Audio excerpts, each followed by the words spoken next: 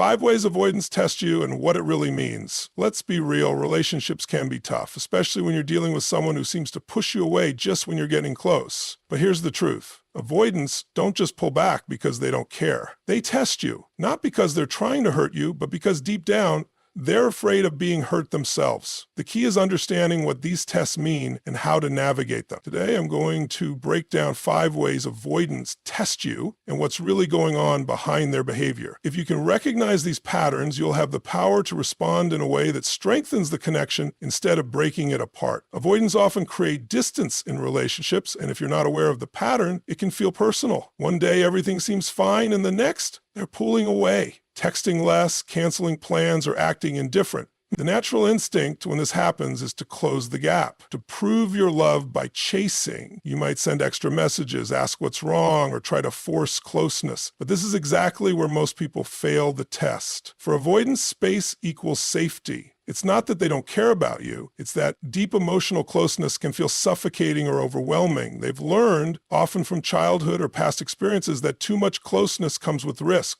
Maybe they had caregivers who were inconsistent or relationships where they felt smothered. Over time, they developed the belief that relying on others leads to disappointment or a loss of independence. So when they start feeling too close, their reflex is to create distance. It's a subconscious test. They want to see, will you respect their need for space, or will you chase and reinforce their fear of being consumed? If you chase, they feel confirmed in their belief that relationships threaten their autonomy. They may retreat even further, leading to an exhausting push-pull cycle. The key here is to do the opposite of what your instincts might tell you. Instead of trying to fix the distance, lean back. If they take a step away, don't immediately step forward. Show them that their need for space isn't a threat to the relationship. When they see that you're not trying to control them, they start to feel safe. Paradoxically, this safety is what makes them want to come closer. This doesn't mean you should ignore them or play manipulative games. It means being secure enough in yourself to allow them their breathing room without panicking. If they stop texting as much, don't flood them with messages. If they cancel plans, don't beg for another date immediately. Instead, focus on yourself. Engage in your own interests, maintain your own life. When you do this, you send the message, I care about you, but I also respect myself. That kind of energy is powerful. Avoidants don't want a partner who demands closeness. They want a partner who is confident in their presence and absence. When they realize that you can handle their space without falling apart, they start to trust. That trust is the foundation of emotional intimacy for them. Many people make the mistake of thinking distance means disinterest, but for avoidance, it's often the opposite. When they start testing the relationship by pulling back, it's a sign that they feel something real, but are afraid of losing themselves in it. By responding with calm confidence instead of desperation, you show them that connection doesn't have to come at the cost of freedom. When they see that, they begin to let their guard down. Avoidants often have a complicated relationship with emotions. They might act indifferent, brush off affection, or make it seem like they don't need emotional connection. This can be confusing, especially if you're someone who expresses love openly. You might wonder, do they even care? But the truth is, their detachment isn't a lack of feeling, it's a defense mechanism. Avoidants have learned, often from early experiences, that emotions are risky. Maybe they grew up in an environment where expressing feelings led to rejection, criticism, or even punishment. Or perhaps they were in past relationships where being vulnerable resulted in pain. Over time, they developed the belief that emotions are burdensome, something to be controlled or avoided rather than embraced. Because of this, they instinctively downplay their feelings. They might act as if they don't need love or claim that deep connections aren't important to them. But what they're really doing is testing. They want to see how you will react. Will you accept their emotional distance and respect their pace, or will you push and try to break through their walls? Most people instinctively try to fix the situation. They overcompensate, giving more love, trying harder, offering constant reassurance. But this only reinforces the avoidance fear that emotions lead to pressure and obligation. The key is to do the opposite. Instead of pushing harder, you need to hold steady. When an avoidant downplays their feelings, don't rush to convince them otherwise. Don't try to extract emotions from them or force them into deep conversations they aren't ready for. Instead, show them that you are emotionally secure on your own. When you remain calm, steady, and unshaken by their emotional distance, you create a safe space for them to open up at their own pace. This doesn't mean ignoring them or withholding your own emotions. It simply means demonstrating that you don't need them to express love in a specific way to feel secure in the relationship. You show them that emotions don't have to be overwhelming, dramatic, or high stakes. Love can exist without pressure. One of the most powerful things you can do is model emotional stability. If they seem cold or distant, don't react with insecurity or panic. Instead, continue being warm and present without demanding anything in return. Over time, they will start to trust that your emotions aren't a threat. They will see that they can engage at their own pace without feeling trapped or obligated. It's a slow process, but one that can lead to deep, meaningful connection. When an avoidant realizes that their emotions are safe with you, that they won't be met with pressure, judgment, or control, they start to let their guard down. They learn that love doesn't have to mean losing themselves. And in that space, real intimacy can finally begin to grow. Avoidants have a deep-seated fear of abandonment, but they handle it in a way that seems completely contradictory. They push people away first. It's not because they don't care, but because they've learned that relationships can be unpredictable and painful. Deep down, they believe that if they let themselves fully trust and depend on someone,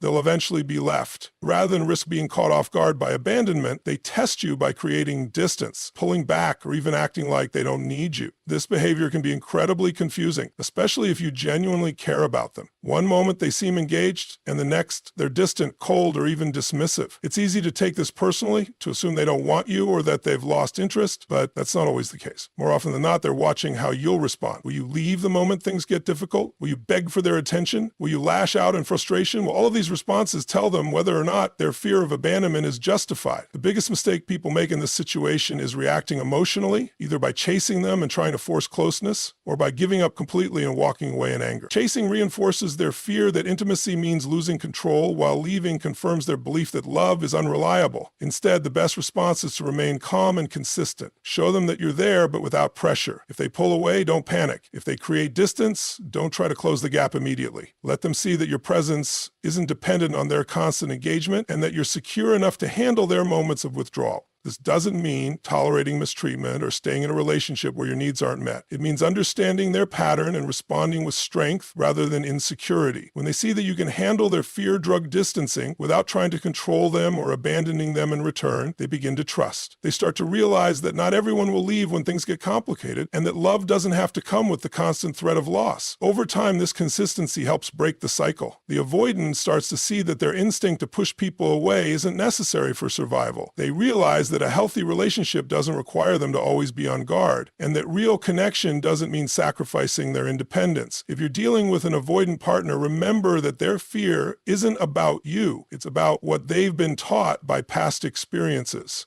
Your role isn't to fix them or prove your worth, but to show them through your actions that emotional closeness doesn't have to come with fear. When they learn that you're not going to run at the first sign of difficulty, and that you're not going to suffocate them either, they can finally start to let their walls come down. Avoidants often use criticism as a tool to create distance in relationships. This can be one of the most frustrating aspects of being close to them because it can feel like nothing you do is ever good enough. One moment everything seems fine, and the next they're nitpicking your words, your habits, or even small, insignificant things like the way you laugh or how you load the dishwasher. It might seem like they're just being difficult or overly particular, but in reality, this behavior is rooted in fear. For avoidance, intimacy feels risky. The closer they get to someone, the more vulnerable they become. Deep down, they fear losing their independence, being hurt, or feeling trapped in a relationship that demands more from them than they are willing or able to give. Because of these fears, they create barriers while subconsciously ways to keep emotional distance while still maintaining the relationship. Criticism is one of their go-to strategies. By focusing on what's wrong with you, they give themselves a reason to hold back emotionally. If they convince themselves that you're not the right partner, that you're too much in some way or not enough in another, then they can justify keeping their guard up. It's a defense mechanism, not an attack on you personally. They aren't consciously trying to push you away, but their fear makes them hyper-aware of anything that might be an excuse to do so. The biggest mistake you can make in response to this behavior is trying to prove yourself. Many people, when faced with an avoidance criticism, start bending over backward to meet impossible standards. They try to change, improve, or overcompensate in an attempt to gain approval. But the harder you try to prove your worth, the more the avoidant will withdraw. Why? Because the issue was never about you in the first place. It was about their own internal fears. Instead of reacting with defensiveness or trying to fix yourself to meet their expectations, the best response is calm confidence. Don't argue back.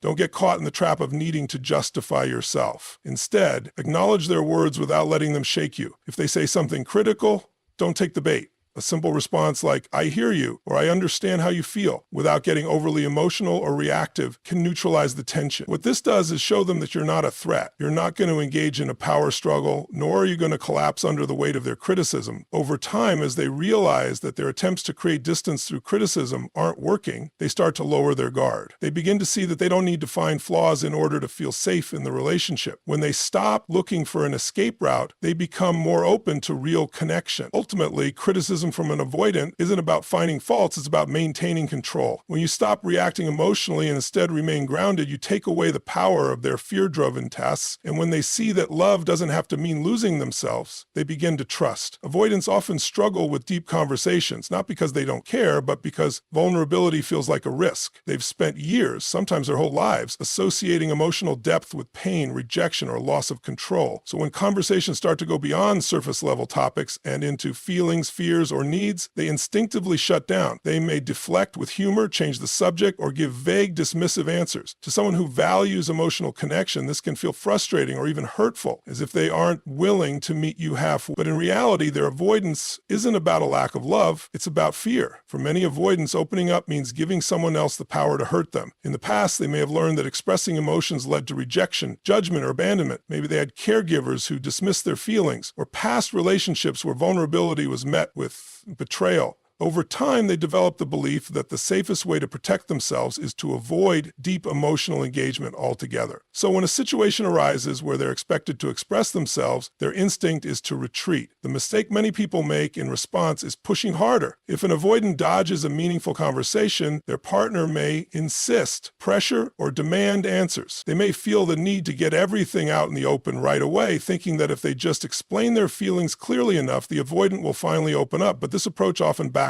Avoidants don't respond well to pressure. The more they feel forced to talk, the more they will withdraw, reinforcing their belief that deep conversations are uncomfortable and even dangerous. Instead of pressuring them, the key is to create a space where vulnerability feels safe rather than forced. This means showing them over time that they can open up without fear of judgment or emotional overwhelm. One way to do this is by leading with your own emotional stability. Share your thoughts and feelings in a way that is calm and matter-of-fact without expecting immediate reciprocity. Avoid saying things like, why don't you ever tell me how you feel? Or, I need you to open up right now. Instead, offer vulnerability without demanding it in return. Patience is crucial. An avoidant might not respond to deep conversations in the moment, but they often reflect on them later. Sometimes they need time to process their emotions before they feel comfortable sharing. If they see that you respect their need for space, rather than pushing them to engage immediately, they'll start to let their guard down on their own terms. Over time, as they experience conversations where emotions are discussed without pressure or high-stakes expectations, they begin to trust the process. They start to see that vulnerability doesn't have to mean losing themselves or being hurt. And when they finally do open up, it's because they feel safe, not because they were forced into it. That's when real connection can begin to grow. Understanding the way avoidants test you is not about playing games or trying to win their love.